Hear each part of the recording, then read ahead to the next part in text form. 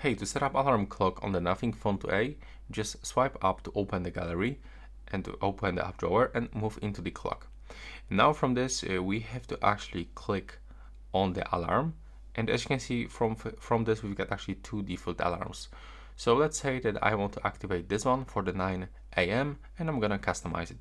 To do this, click on this arrow and now you can pick the different days. Let's say that I want to only get this alarm on the Monday.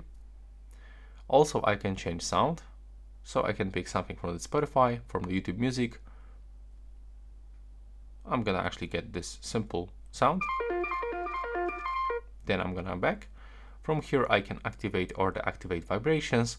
I can also pick some Google Assistant routines. And at the end, I can just simply close it. And of course, we can additionally change the time.